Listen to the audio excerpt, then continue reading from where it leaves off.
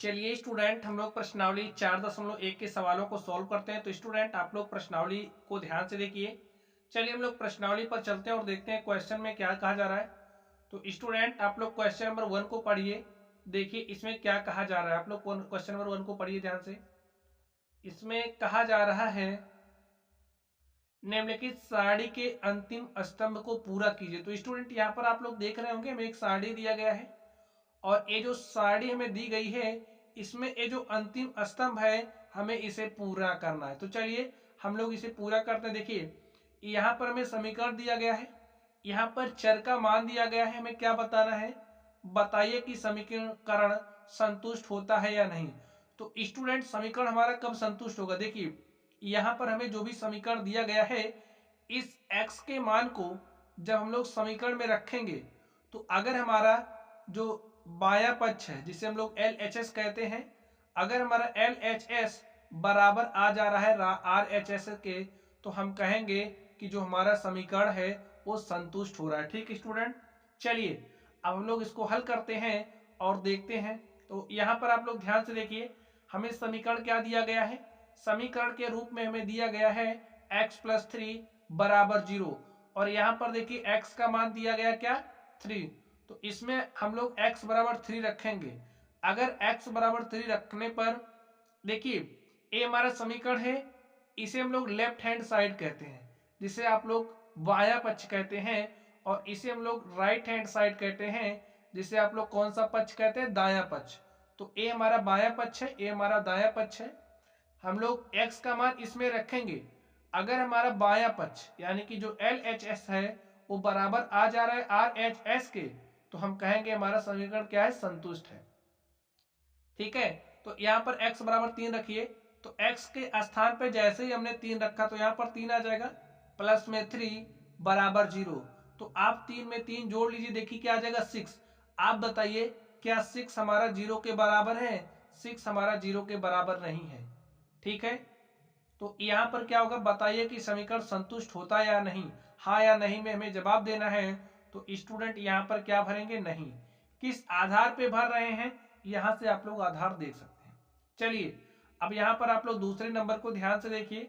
दूसरे नंबर में क्या दिया गया है, हमें समीकरण दिया गया है x+3 = 0। इसमें x के स्थान पर क्या रखना है, 0। तो लिखिए x बराबर 0 रखने पर, तो स्टूडेंट आप लोग x बराबर 0 रखिए। देखिए हमें क्या मिलता है। तो यहाँ पर आपको x बराबर 0 रखना है, x के स्थान पे 0 रख दीजिए। ठीक है, तो यहाँ पर हमने 0 रखा, 0+3 = 0। अब देखिए 0+3 कितना आ जाएगा, 3। अब आप बताइए क्या हमारा 3 0 के बराबर है, नहीं है। तो यहाँ पर x बराबर 0 पर ये जो हमें समीकरण दिया गया है ये संतुष्ट नहीं हो रहा। ठीक है, ठीक है स्टूडेंट, तो आप यहाँ पर भर दीजिए नहीं। चलिए अब लोग इसके अगले नंबर पर चलते हैं और देखते हैं अगले नंबर का सॉल्यूशन क्या होगा। तो स्टूडेंट आप लोग ध्यान से देखिए, अगले नंबर में हमें देखिए समीकरण क्या दिया, x+3, x बराबर क्या रखना है, -3। तो यहाँ पर हम लोग x के स्थान पर क्या रखेंगे, -3।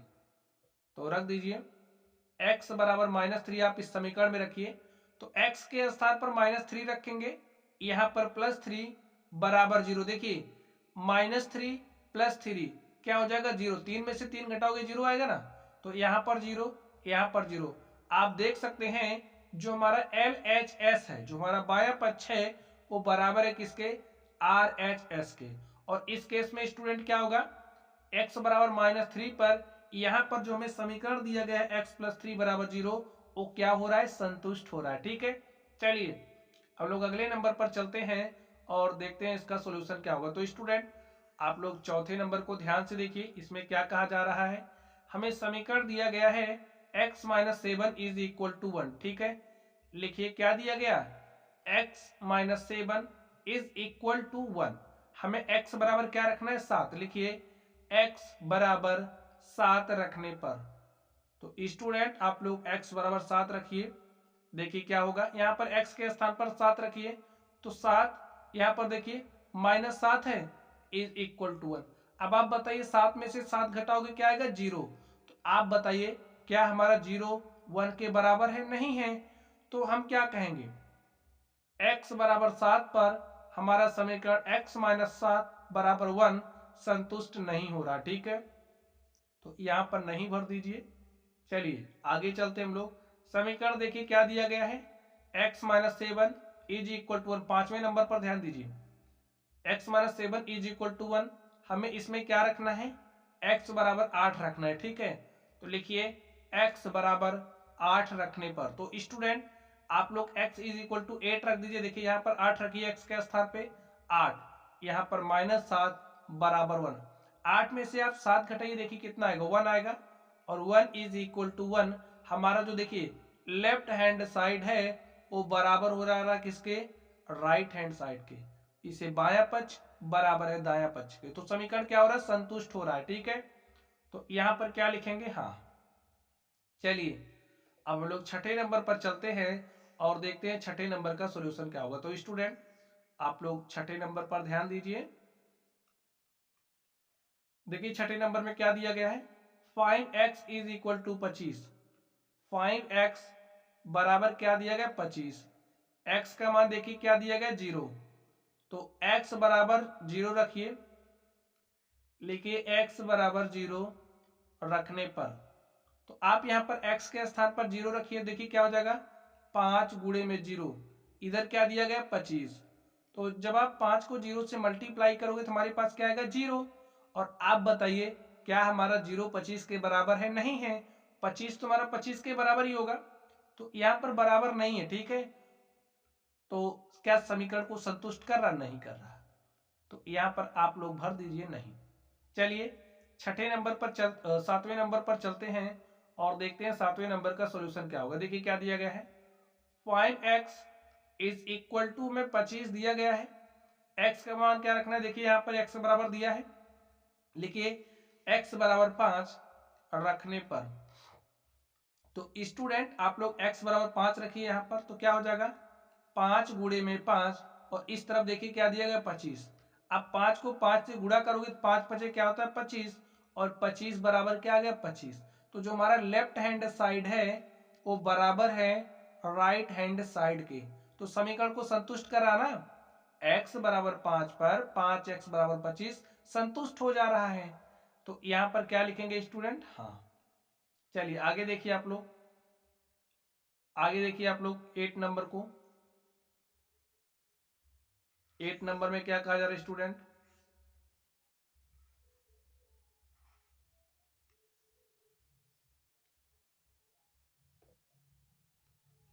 8 नंबर, तो स्टूडेंट 8 नंबर को ध्यान से देखिए, इसमें क्या दिया गया है, 5x इज इक्वल टू 25। ठीक है, 5x इज इक्वल टू 25, हमें क्या रखना है, x बराबर -5 रखना है। लिखिए x बराबर -5 रखने पर, तो स्टूडेंट आप लोग x के स्थान पर -5 रखिए, तो यहाँ पर क्या हो जाएगा 5, x के स्थान पर -5 रखना है तो रख दीजिए -5 इज इक्वल टू 25। ठीक है, अब हल करिए, 5 पचे क्या हो जाएगा 25, और प्लस माइनस का मल्टीप्लीकेशन माइनस। अब आप बताइए क्या हमारा -25 प्लस 25 के बराबर है, नहीं है। इसका मतलब x बराबर -5 पर जो हमारा समीकरण है 5x इज इक्वल टू 25 वो संतुष्ट नहीं हो रहा। ठीक है, चलिए अब हम लोग 9वें नंबर पर चलते हैं और देखते हैं 9वें नंबर का सॉल्यूशन क्या होगा। यहाँ पर देखिए क्या दिया गया है, m/3 इज इक्वल टू 2 दिया है, हमें m का मान क्या रखना है -6, तो लिखिए m बराबर -6 रखने पर, तो स्टूडेंट m के स्थान पर आप लोग -6 रखिए, -6/3 इज इक्वल टू 2। 3 1 3, 3 दूनी क्या हो जाएगा 6, -2 बराबर -2 के, क्या -2 बराबर है +2 के, नहीं बराबर है। इसका मतलब समीकरण हमारा क्या है, संतुष्ट नहीं हो रहा है। चलिए स्टूडेंट हम लोग आगे देखते हैं। चलिए आप लोग आगे ध्यान दीजिए। अब हम लोग ध्यान देने वाले 9 नंबर पर, 10 नंबर पर। 10 नंबर को आप लोग ध्यान से देखिए, इसमें क्या दिया गया है, m/3 इज इक्वल टू 2 हमें दिया गया है, m बराबर क्या रखना है 0, लिखिए m बराबर 0 और रखने पर, तो स्टूडेंट आप लोग m बराबर 0 रखिए। देखिए m बराबर 0 पर समीकरण क्या संतुष्ट हो रहा है, तो यहाँ का m के स्थान पर 0 रखिए, हो जाएगा 0/3 इज इक्वल टू 2। तो 0/3 क्या हो जाएगा 0, और क्या बताइए 0 हमारा 2 के बराबर है, नहीं बराबर है, तो यहाँ पर समीकरण संतुष्ट नहीं हो रहा है। ठीक है, यहाँ पर अगला देखिए आप लोग 11 नंबर में क्या दिया गया है, m/3 इज इक्वल टू 2। हमें m बराबर क्या रखना है स्टूडेंट, m बराबर 6 रखना है। ठीक है, तो लिखिए m बराबर 6 रखने पर, तो स्टूडेंट यहाँ पर आप लोग m के स्थान पर 6 रखिए, तो देखिए क्या होगा, 6/3 इज इक्वल टू 2। 3 के 3, 3 दूनी 6। अब यहाँ पर देखिए जो हमारा लेफ्ट हैंड साइड है वो बराबर आ जा रहा है राइट हैंड साइड के, बराबर आ जा रहा ना, +2 बराबर है +2 के, तो समीकरण क्या हो जा रहा है, संतुष्ट हो जा रहा है। ठीक है, तो यहाँ पर लिख दीजिए, हाँ समीकरण कब संतुष्ट होता है, जब हमारा लेफ्ट हैंड साइड बराबर होता है राइट हैंड साइड के। ठीक स्टूडेंट, तो माय डियर स्टूडेंट इस तरीके से आप देख सकते हैं, ये जो हमारा क्वेश्चन नंबर 1 था हमने इसको सॉल्व किया। तो चलिए हम लोग क्वेश्चन नंबर 2 पर चलते हैं और देखते हैं 2 नंबर का सॉल्यूशन क्या होगा। तो स्टूडेंट आप लोग क्वेश्चन नंबर 2 को ध्यान से देखिए, इसमें हमसे क्या कहा जा रहा है, यहाँ पर देखिए, जांच कीजिए कि कोष्टक में दिए हुए मान दिए गए संगत समीकरणों के हल है या नहीं। तो यहाँ पर हमें मान दिया गया है और इस मान का संगत समीकरण यहाँ पर दिया गया है।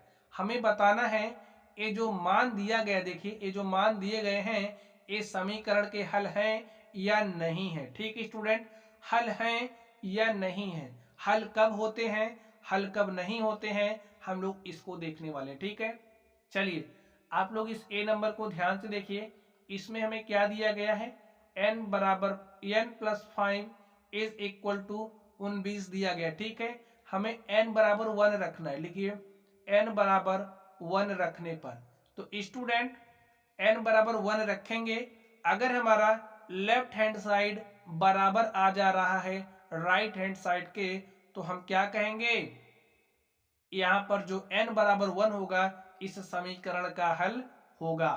तो रखिए n बराबर 1 रख दीजिए, देखिए क्या हो जाएगा, 1+5 इज इक्वल टू 19।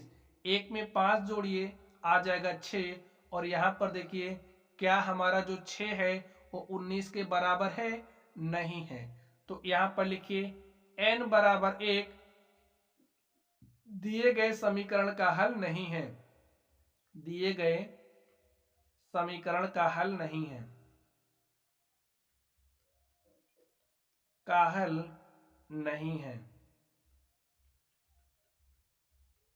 ठीक स्टूडेंट, चलिए अब हम लोग बी नंबर पर चलते हैं और देखते हैं बी का सॉल्यूशन क्या होगा। तो यहाँ पर देखिए मैं क्या दिया गया है, 7n+5 is equal to 19। n बराबर क्या रखना है स्टूडेंट, n बराबर यहाँ पर देखिए -2, तो n बराबर -2 रखने पर, तो स्टूडेंट यहाँ पर आप लोग n बराबर -2 रखिए, देखिए क्या होता है, 7 इंटू में n का मान क्या रखना है -2। तो यहाँ देखिए अगर हमारे पास कोई संख्या इस तरीके से लिखी गई, जैसे 5n लिखा गया है, तो इसका मतलब क्या है, 5 गुणे n लिखा गया है। ठीक है, अगर हमने लिखा 5 इंटू में x, तो इसका मतलब क्या है, 4 इंटू में x से लिखा है, ये बात आपको समझना पड़ेगा।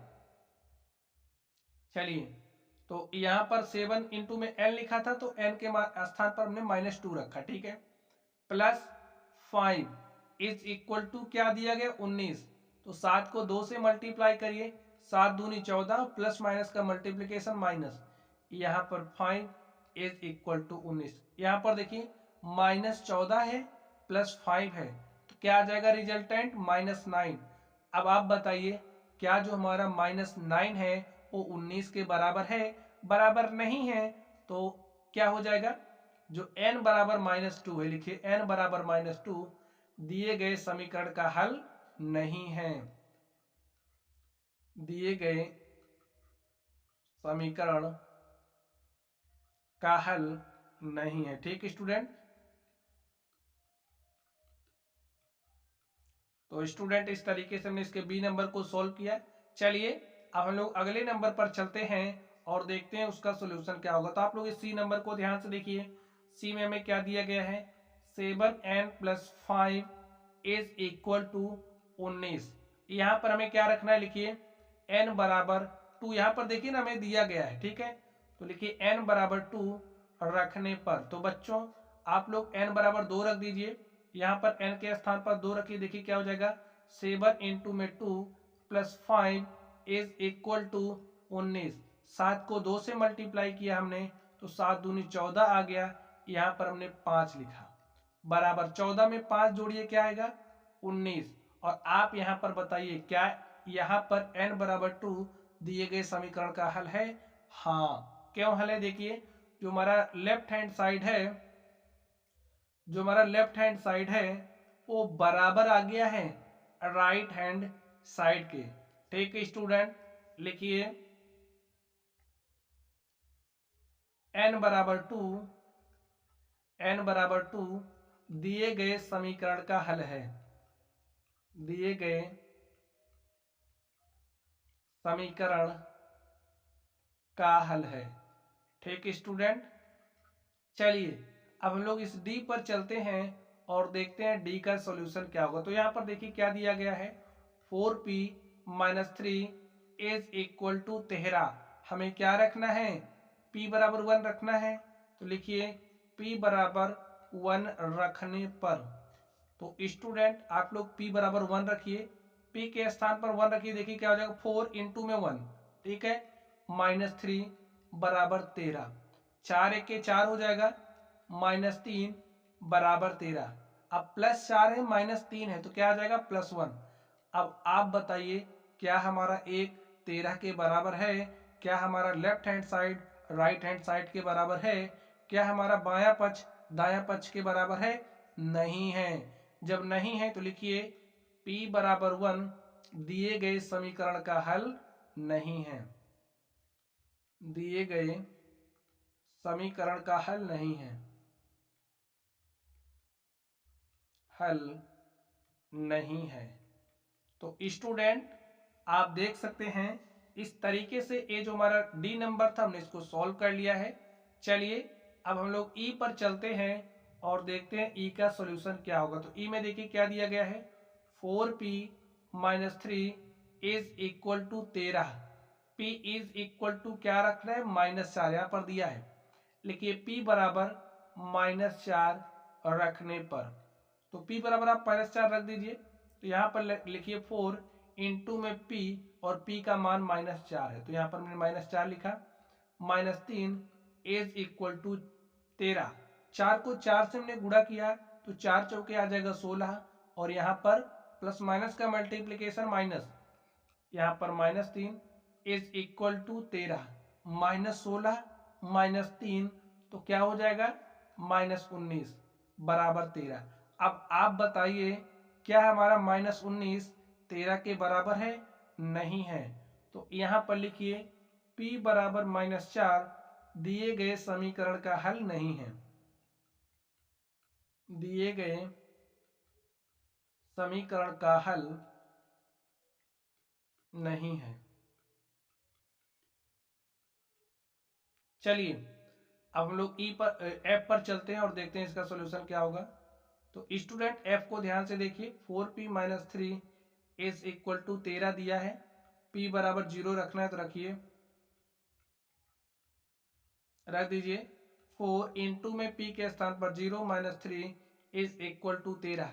4 को 0 से मल्टीप्लाई करोगे तो 0 आ जाएगा, -3 बराबर 13। अब आप बताइए क्या -3 हमारा 13 के बराबर है? नहीं है। तो लिखिए p बराबर 0 दिए गए समीकरण का हल नहीं है, दिए गए समीकरण का हल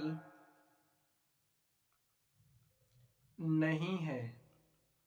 ठीक स्टूडेंट, तो माय डियर स्टूडेंट इस तरीके से आप देख सकते हैं ये जो हमारा क्वेश्चन था 2 नंबर, हमने इसको हल कर लिया है।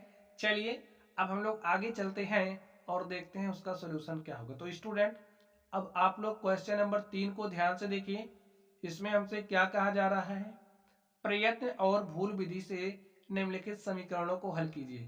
तो स्टूडेंट चलिए हम लोग प्रयत्न विधि से इस समीकरण को सॉल्व करते हैं और देखते हैं इसका सॉल्यूशन क्या होगा। देखिए अब हमें इसका समीकरण का हल चाहिए। हल कब मिलता है? हम लोग p का मान इसमें कुछ ऐसा रख दें। कैसा? कुछ ऐसा मान रख दें जिस पर हमें समीकरण का हल मिले। भाई ऐसा मान रखेंगे जिस पर जो हमारा बायां पक्ष है वो बराबर आ जाए दायां पक्ष के। तो ऐसा मान तो हमें पता नहीं, तो हमें प्रयत्न करना पड़ेगा। ठीक है, सोच के रखना पड़ेगा। चलिए सबसे पहले हम लोग p बराबर क्या रखते हैं। देखिए चलिए p बराबर 0 रख के चेक करते हैं। लिखिए p बराबर 0 रखने पर देखिए जिस पर हमारा बायां पक्ष बराबर आएगा दाएं पक्ष के, उसी पर हमें क्या मिलेगा? हल मिल जाएगा समीकरण का। ठीक है, तो लिखिए p बराबर 0 रखने पर, तो स्टूडेंट आप लोग p बराबर 0 रखिए। तो यहां पर हमने p के स्थान पर 0 रखा। देखिए क्या हो जाएगा, 5 इंटू में 0 प्लस 2 इज इक्वल टू 17। तो 5 को 0 से गुणा करोगे तो 0 आ जाएगा। 0 प्लस 2 इज इक्वल टू 17। और क्या 2 17 के बराबर है? नहीं है। तो इसका मतलब इस पे हल नहीं मिलेगा। आगे चलते हम लोग। चलिए अब हम लोग p बराबर 1 रख लेते हैं। तो लिखिए p बराबर 1 रखने पर स्टूडेंट हमें दिख रहा है किस पर हल मिलेगा। प्रयत्न विधि का यूज करना है, इसलिए हम प्रयत्न कर रहे हैं। ठीक है, चलिए यहाँ पर लिखिए p बराबर 1 रखने पर, तो p बराबर हम 1 रखते हैं। यहाँ पर देखिए 5 इंटू में 1 प्लस 2 इज इक्वल टू 17। तो 5 को 1 से मल्टीप्लाई करोगे तो 5 आएगा। यहाँ पर 2 रख दीजिए। अब बताइए क्या हमारा जो लेफ्ट हैंड साइड है वो बराबर है राइट हैंड साइड के? नहीं है। आगे चलिए फिर से आप कोई वैल्यू उठाइए। चलिए p बराबर हम 2 पर चेक कर लेते हैं। तो p बराबर 2 रखते देख लीजिए। p बराबर 2 रखने पर किसमें रखना है? यहाँ पे जो समीकरण इसी समीकरण में रख रहे हैं। ठीक है, तो रखिए 5 इंटू में 2 प्लस 2 इज इक्वल टू 17। 5 को 2 से मल्टीप्लाई किया, 5 दूनी 10 प्लस 2 बराबर क्या 17 के है? 12 स्टूडेंट क्या 17 के बराबर है? नहीं है। तो ये इस पर भी हल नहीं मिलेगा। चलिए अब हम लोग 3 रखते हैं। लिखिए p बराबर 3 और रखने पर तो स्टूडेंट आप लोग p बराबर 3 रख दीजिए। तो 5 इंटू में 3 प्लस 2 इज इक्वल टू 17। बताइए क्या 17 मिलेगा इस पर? 5 तिया 15 2 17 बराबर 17। ठीक है, तो आप देख सकते हैं p बराबर 3 पर हमारा जो लेफ्ट हैंड साइड है वो बराबर आ जा रहा है राइट हैंड साइड के। तो प्रयत्न और भूल विधि से निम्नलिखित समीकरणों को स्टूडेंट हमें हल करना था। तो यहाँ पर देखिए हमारा किस पर हल मिल रहा है? p बराबर 3 पर हल मिल रहा है। p बराबर 3 पर हमारा जो लेफ्ट हैंड साइड है वो बराबर आ रहा है राइट हैंड साइड के। लिखिए p बराबर 3 दिए गए समीकरण का हल है। दिए गए समीकरण का हल है। ठीक स्टूडेंट, समझ गए कैसे निकालना है? चलिए अब हम लोग दूसरे नंबर पर चलते हैं और देखते हैं इसके सेकंड नंबर का सॉल्यूशन क्या होगा। तो यहाँ पर देखिए मैं क्या दिया गया है, 3m minus 14 is equal to 4। प्रयत्न विधि यूज करनी है, भूल विधि यूज करनी है, तो हम लोग सोच सोच करके ही मान रखेंगे। p बराबर 0 रखिए। आप लोग माइनस वाला भी रख सकते हो। ठीक है, -1 रख के चेक करना, -2 रख के चेक करना, जिस पर भी आपको चेक करना हो सब पे चेक करना। जिस पर हमारा बायां पक्ष बराबर आएगा दाएं पक्ष के वही हल हो जाएगा। तो यहाँ पर रखिए 3 m के यहाँ पर m दिया है ना, तो m लिखोगे। ठीक है, m बराबर 0 रखने पर तो m के स्थान पे हमने 0 रखा, -14 बराबर 4। तो 3 को 0 से मल्टीप्लाई करोगे तो 0 हो जाएगा, -14 बराबर 4। अब आप बताइए क्या जो हमारा -14 है वो 4 के बराबर है? नहीं है। आगे देखिए। चलिए अब हम लोग m बराबर क्या रख दें, आप बताइए। m बराबर हम 1 रखते हैं। ठीक है, तो 1 रखिए। m बराबर 1 रखने पर तो यहाँ पर आप 1 रखिए, तो 3 इंटू में 1 -14 बराबर 4। तो 3 एक के 3 हो गया, -14 बराबर 4। तो यहाँ पर क्या आएगा, -14 प्लस 3 तो -11 क्या बराबर है 4 के? नहीं है। चलिए आगे चलते हैं हम लोग। चलिए माइनस वाले में रख के आपको दिखाते हैं। m बराबर -1 रख लीजिए। m बराबर -1 रखने पर तो यहाँ पर m के स्थान पर -1 रखिए, 3 गुणे में -1 -14 बराबर 4। ठीक है, तो 3 एक के क्या हो जाएगा -3 -14 बराबर 4। तो -3 -14 कितना हो जाएगा -17। क्या -17 4 के बराबर है? नहीं है। चलिए अब हम लोग m बराबर 2 रखेंगे, तो लिखिए m बराबर 2 रखने पर, ठीक है स्टूडेंट, m बराबर 2 रखिए तो 3 गुणे 2 -14 बराबर 4। तो 3 दूनी क्या हो जाएगा 6 -14 बराबर 4। तो +6 -14 है, तो यहाँ पर क्या आएगा -8। अब आप बताइए क्या -8 4 के बराबर है? नहीं है। अब हम लोग स्टूडेंट प्लस में ही रखेंगे, क्योंकि हमें पता है जब प्लस वाला रखेंगे तभी हमारा मान आएगा। ठीक है, तो हम लोग प्लस वाला ही रखते हैं। माइनस वाला रखोगे तो आएगा है नहीं, आप लोग चेक करना, जितना भी प्रयत्न कर सकते हो, प्रयास कर सकते हो, सारे प्रयास करना। तो चलिए अब लोग m बराबर 2 रखे हैं, 3 रखते हैं, ऐसे आप लोग m बराबर 4 रखना, 5 रखना। चलिए लिखिए m बराबर 3 रखने पर,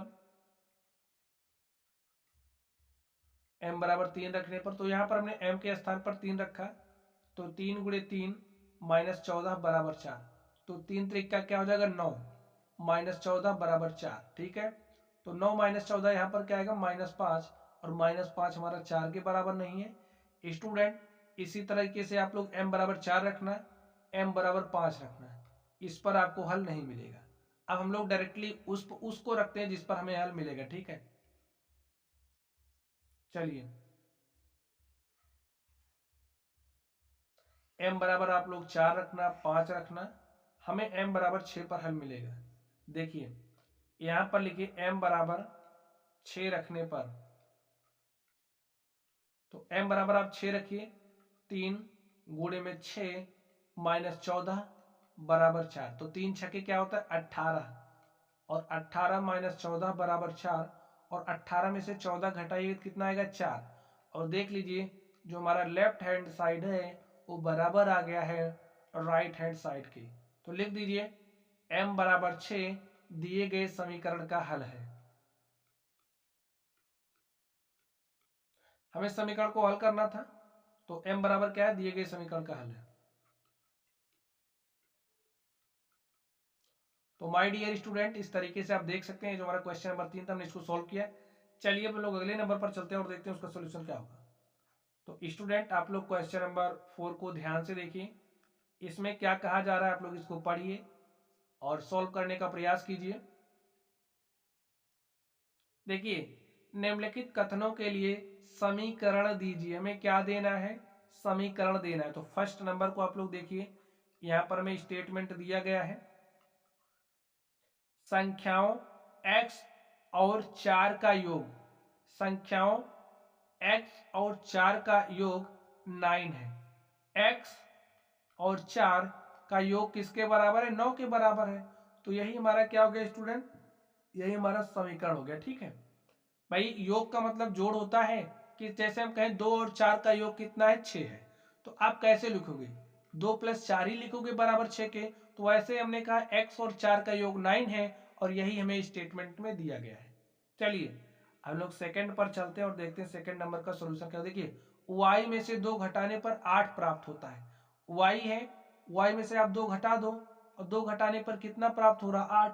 तो यही हमारा समीकरण बन गया। जैसे हम कहें आप 10 में से 4 घटाने पर हमें 6 प्राप्त होता है, तो आप कैसे करोगे 10 - 4 बराबर 6। यहां पर ध्यान से देखिए तीसरे नंबर को, तीसरे नंबर में क्या कहा जा रहा है स्टूडेंट, a का 10 गुना, गुना का मतलब गुणा, ठीक है, 1 का 10 गुना।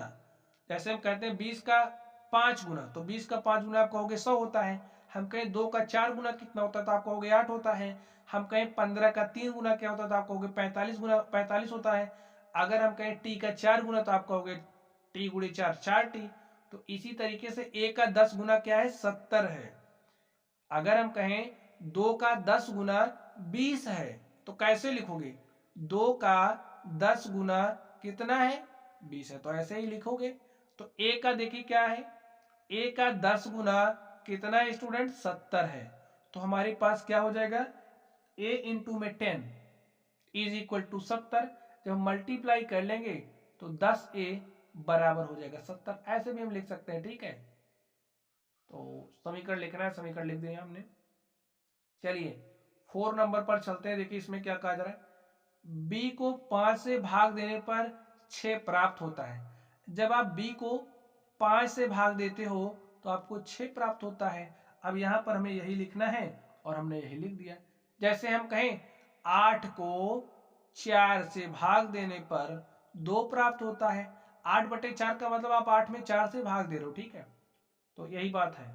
चलिए 5 नंबर को ध्यान से देखिए। 5 नंबर में क्या कहा जा रहा है? टी का 3/4, टी का 3/4, टी का 3/4 यानी कि 3/4 कितना है? 15 है। यही बात लिख दीजिए और टी को मल्टीप्लाई करोगे तो 3t/4 is equal to student क्या हो जाएगा? 15। यही हमारा आंसर हो गया। तो ऐसे ही एकदम सिंपल तरीके से आपको सॉल्व करना है, ठीक है। कोई हाई फाई कॉन्सेप्ट इसमें नहीं यूज हो रहा।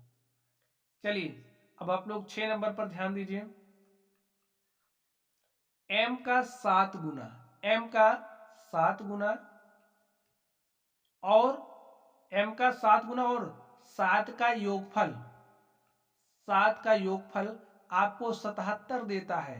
तो यहां पर लिख दीजिए m को 7 से मल्टीप्लाई करेंगे, 7m plus 7 is equal to कितना होता है स्टूडेंट? 77। बस हो गया काम।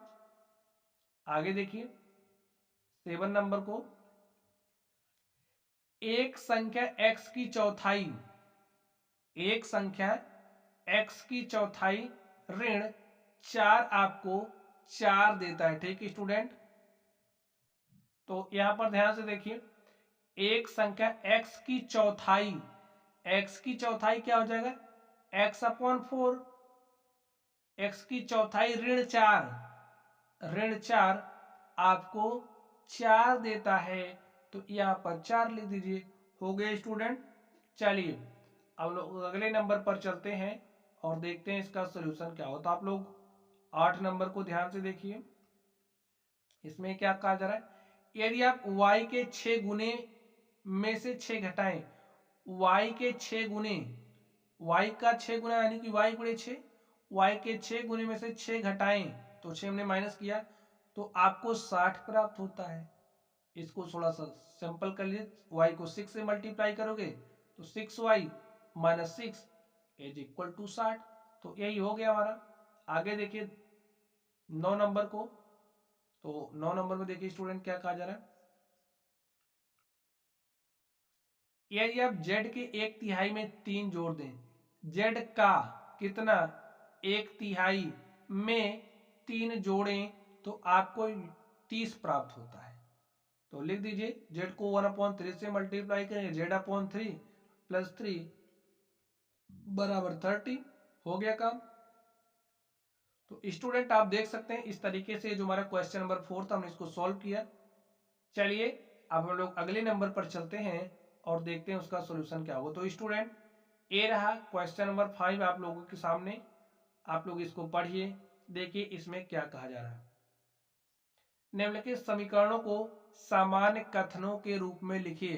अब हमें इसको देखिए, अब तक हमें कथन दिया था, हम लोग समीकरण बना रहे थे, लेकिन अब हमें समीकरण दिया है और हमें इसे कथन के रूप में बनाना है, ठीक है। तो लिखिए ए में लिख दीजिए। अब जो हमारा P है, P में जब हम 4 जोड़ते हैं तो हमको 15 मिलता है। लिखिए P में 4 जोड़ने पर, P में 4 जोड़ने पर आपको 15 मिलता है। ऐसे बना दीजिए, स्टेटमेंट के रूप में करना, ठीक स्टूडेंट। चलिए सेकंड पे चलते हैं। इसके m में से 7 घटाने पर हमको 3 मिलता है। लिखिए m में से 7 घटाने पर आपको 3 प्राप्त होता है।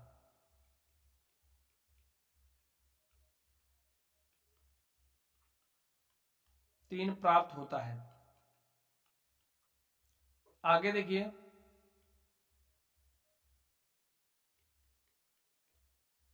2m यानी कि m का 2 गुना 7 है, m का 2 गुना 7 है। आगे देखिए चौथे नंबर को, m का m में 5 से भाग देने पर, ठीक है, लिखिए m में 5 से भाग देने पर 3 प्राप्त, भागफल 3 प्राप्त होता है। m को 5 से भाग देने पर, m को 5 से भाग देने पर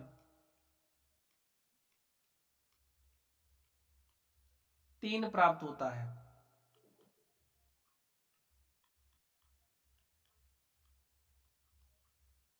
अब आप लोग इस 5वें नंबर को ध्यान से देखिए, m के 3 गुने को, m का 3 गुने को 5 से भाग देने पर, लिखिए m के 3 गुने को, 3 गुने को, m का 3 गुना क्या हो जाएगा 3m, 3m को क्या किया जा रहा है 5 से भाग दिया जा रहा है, तो लिखिए m के 3 गुने को 5 से भाग देने पर, 5 से भाग देने पर आपको 6 प्राप्त होता है,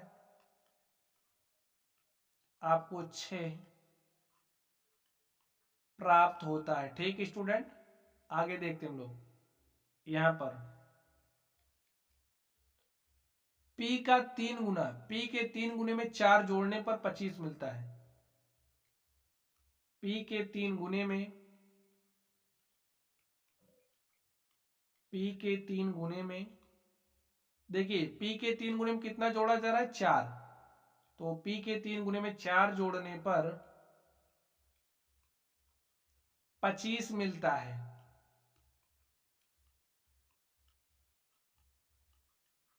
ठीक है स्टूडेंट, चलिए हम लोग थोड़ा सा और आगे चलते हैं 7वें नंबर पर। और 7वें नंबर को स्टूडेंट आप लोग ध्यान से देखिए, क्या कहा जा रहा है 4p minus 2 is equal to 18। तो जो p का 4 गुना है, p के 4 गुने में से 2 घटाने पर, लिखिए p के 4 गुने, p के 4 गुने में से 2 घटाने पर, 2 घटाने पर आपको कितना मिल रहा है 18, आपको 18 मिलता है। आगे देखिए 8 नंबर में क्या कहा जा रहा है, देखिए यहां पर क्या दिया गया है p का आधा, p का जो हाफ है उसमें 2 जोड़ने पर, या फिर p को 2 से भाग देने पर, लिखिए p को 2 से भाग देकर, 2 से भाग देकर 2 जोड़ने पर, p को 2 से भाग देकर 2 जोड़ने पर कितना मिलता है 8 मिलता है।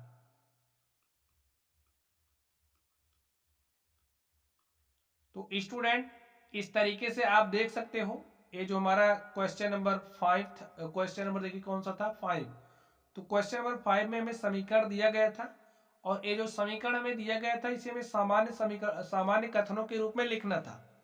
तो स्टूडेंट इसको हमने सामान्य कथन के रूप में लिख दिया है। तो स्टूडेंट चलिए हम लोग अगले नंबर पर चलते हैं और देखते हैं अगले नंबर का सॉल्यूशन क्या होगा। तो स्टूडेंट ये रहा क्वेश्चन नंबर 6 आप लोगों के सामने। क्वेश्चन नंबर 6 को आप लोग पढ़िए और देखिए इसमें क्या कहा जा रहा है। ठीक है, निम्नलिखित स्थितियों में समीकरण बनाइए। हमें क्या बनाना है, हमें समीकरण बनाना है। तो चलिए स्टूडेंट हम लोग समीकरण बनाते हैं।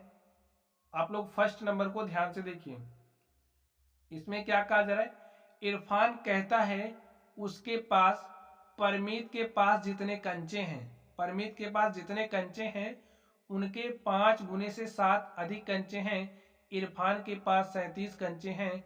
परमीत के कंचों की संख्या को m लीजिए। ठीक है, परमीत के पास जो कंचे हैं उसको क्या लेना है, हमें m लेना है। तो फिर से पढ़ लीजिए, इरफान कहता है उसके पास परमीत के पास जितने कंचे हैं। अब परमीत के पास हम मान लेते हैं m कंचे, मान लीजिए, माना परमीत के पास कंचों की संख्या, कंचों की संख्या क्या स्टूडेंट, m है। परमीत के पास जितने कंचे उनके 5 गुने से 7 अधिक। तो इरफान के पास कितने कंचे हो जाएंगे, देखिए इरफान के पास परमीत के पास जितने हैं उनसे कितना, 5 गुने से, 5 गुने से कितने अधिक, 7 अधिक है, ठीक है। 5 गुने से 7 अधिक कंचे हैं। इरफान के पास 37 कंचे हैं, ठीक है। अब ये जो इरफान है इसके पास 37 कंचे हैं, हमें यही स्टेटमेंट बनाना है। तो m को 5 से मल्टीप्लाई करोगे तो 5m plus 7, 5m plus 7 is equal to 37। Student आप देख सकते हैं यही हमारा क्या बन गया, यही हमारा समीकरण बन गया, ठीक है। तो इस तरीके से आप लोग समीकरण बना सकते हो। चलिए अब हम लोग दूसरे नंबर पर चलते हैं और देखते हैं दूसरे नंबर का सॉल्यूशन क्या होगा। तो स्टूडेंट आप लोग दूसरे नंबर को ध्यान से देखिए, इसमें क्या कहा जा रहा है। लक्ष्मी के पिता की आयु 49 वर्ष है। लक्ष्मी है, उसके पिताजी की आयु कितना, 49 वर्ष है। उनकी आयु लड़की की आयु के 3 गुने से, लड़की की आयु के 3 गुने से। अब लक्ष्मी की आयु को वायु वर्ष मानना है, ठीक है। चलिए माना लक्ष्मी की आयु बराबर वायु वर्ष, ठीक है। तो लक्ष्मी की आयु वायु वर्ष है और इनके पिताजी की वर्ष 49 वर्ष है, ठीक है। आगे देखिए क्या कहा जा रहा है, उनकी आयु यानी कि लक्ष्मी के जो पिता हैं इनकी आयु की बात की जा रही है। तो उनकी आयु लड़की की आयु के 3 गुने। तो लिखिए लड़की की आयु का 3 गुना, लड़की की आयु क्या है, y है। तो y के 3 गुने से 4 वर्ष अधिक है, से 4 वर्ष अधिक है। कौन, पिताजी, ठीक है। और यहां पर पिताजी की आयु कितना दिया गया, 49। तो पिताजी की आयु के स्थान पर आप 49 लिख दीजिए। क्या है, ई आयु है, पिता की आयु।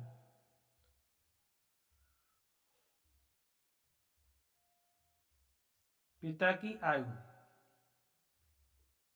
लड़की की आयु के 3 गुने से 4 अधिक, लड़की की आयु का 3 गुना, 3 गुने से 4 अधिक कौन है, पिता की आयु। और पिता की आयु यहाँ पर 49 वर्ष दिया गया है। तो जो हमारा 49 है वो बराबर हो जाएगा 3y प्लस 4 के। तो इसको आप इस तरीके से लिख दीजिए 3y प्लस 4 बराबर है किसके, 49 के, ठीक है। 49 है क्या, लड़की के पिता की आयु, यहाँ पर लिख दीजिए आप लोग लड़की के पिता की आयु। तो स्टूडेंट इस तरीके से आप लोग समीकरण बनाओगे, ठीक है। चलिए हम लोग तीसरे नंबर पर चलते हैं और देखते हैं तीसरे नंबर का सॉल्यूशन क्या होगा। तो स्टूडेंट आप लोग इस तीसरे नंबर को ध्यान से देखिए, इसमें क्या कहा जा रहा है। अध्यापिका बताती है, क्या बताती है कि उनकी कक्षा में एक विद्यार्थी द्वारा प्राप्त किए गए अधिकतम अंक, प्राप्त किए न्यूनतम अंक का दुगना धन 7 है। प्राप्त किए गए अंक, प्राप्त किए गए अधिकतम अंक 87 है। न्यूनतम प्राप्त किए गए अंकों को एल लीजिए। तो मान लेते हैं, माना न्यूनतम प्राप्त किए गए अंक, प्राप्त किए गए अंक, प्राप्त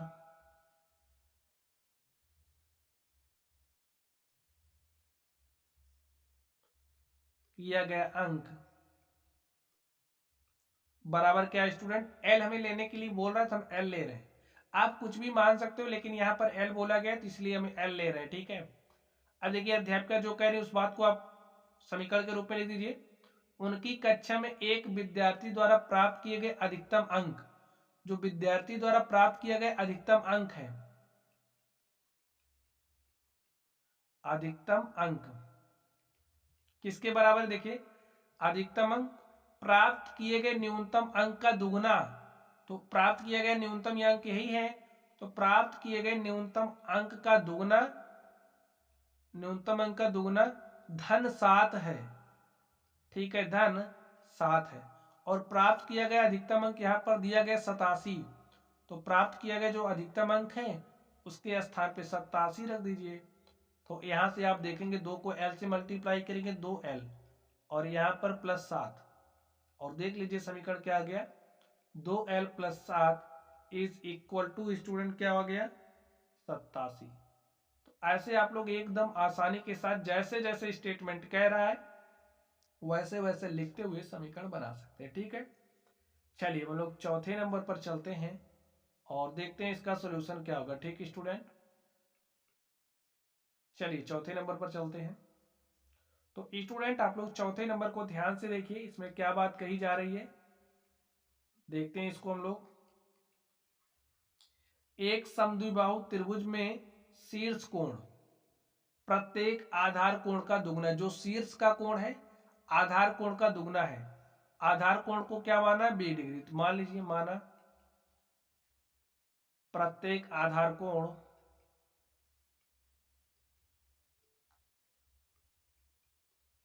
बराबर 20 डिग्री, ठीक है, 20 डिग्री।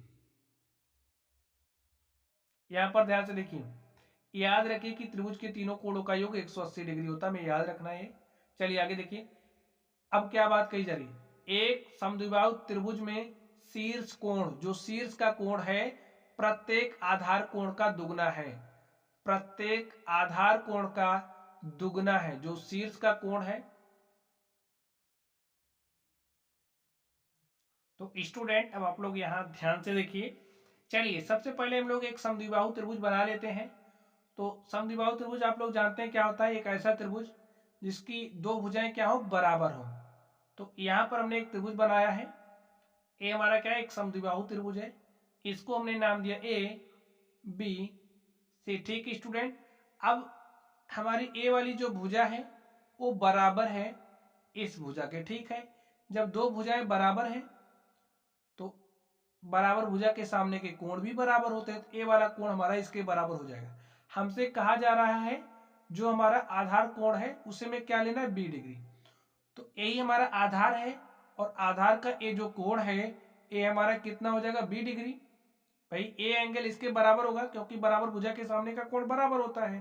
तो हमने आधार कोण को बी लिया, तो ए हमारा बी है तो ए भी बी हो जाएगा। आगे देखिए हमें क्या दिया गया है, शीर्ष कोण प्रत्येक आधार कोण का दुगना है, तो शीर्ष तो यही है, प्रत्येक आधार कोण का दुगना है। जब ए बी है तो ए 2 गुणे बी हो जाएगा कि नहीं होगा, 2 भी होगा, इसका भी दुगना है, तो लिख दीजिए।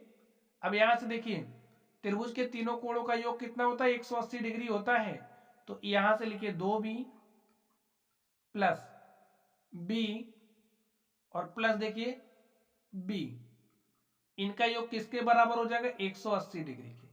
180 डिग्री के क्यों लिख दीजिए, क्योंकि त्रिभुज के तीनों कोणों का मान 180 डिग्री होता है। लिखिए त्रिभुज के तीनों कोणों का योग, तीनों कोणों का योग 180 डिग्री होता है, ठीक स्टूडेंट। तो यहां पर 2b 3b 4b होगा, जोड़ने पर कितना आएगा, 4b, 4b is equal to 180 degree. और स्टूडेंट ए जो हमें स्टेटमेंट यहां पर दिया गया था उस स्टेटमेंट को हमने यहां पर समीकरण के रूप में लिख दिया है, और माय डियर स्टूडेंट यही हमारा आंसर होगा। तो चलिए गाइस आप लोग पढ़ते रहिए, आप देख सकते हैं इस तरीके से जो हमारी प्रश्नावली थी हमने इस प्रश्नावली के सभी सवालों को सॉल्व किया। तो चलिए आप लोग पढ़ते रहिए, अगर आप लोगों को कोई भी डाउट हो तो आप लोग कमेंट बॉक्स में कमेंट करना। वीडियो पसंद आए वीडियो को लाइक कीजिएगा, चैनल पर नए हो तो चैनल को सब्सक्राइब कर लेना ताकि हमारी आगे आने वाली वीडियोस की नोटिफिकेशन आपको मिलती रहे। तो चलिए गाइस आप लोग पढ़ते रहिए, थैंक यू।